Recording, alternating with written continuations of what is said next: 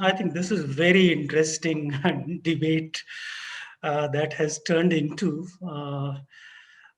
fundraising is an issue. In fact, I fully agree with Anwar uh, and also with Enof.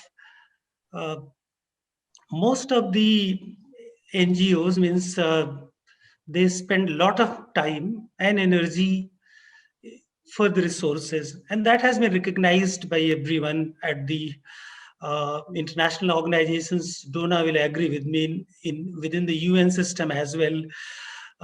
There is paucity of funds nowadays. It has become very, very difficult.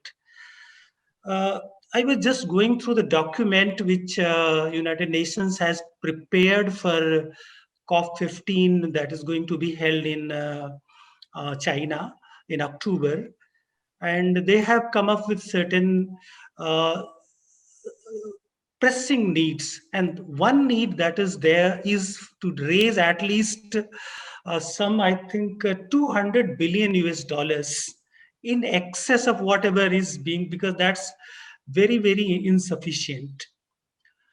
For smaller projects, for smaller scale, uh, you can have some little funding here and there, and that's what NGOs are trying to survive. But to do something impactful, you need money. In India, for example, I take it from this Anis. He mentioned about how this whole conservation movement started with the Project Tiger. And later on, in Project Tiger was effectively in 72, soon after 1972 Wildlife Conservation Act began. But all these initiatives came from the international funding.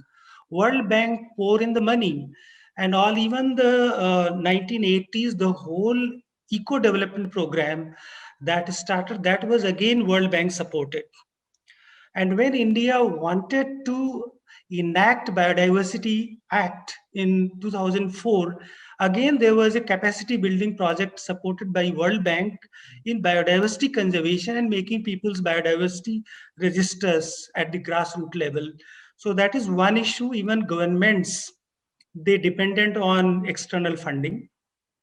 Of course, very little, because conservation, of course, on paper or on discourses, you can say is a priority. But conservation of the wildlife or biodiversity doesn't bring votes in the most of the democracies. So that is a major issue.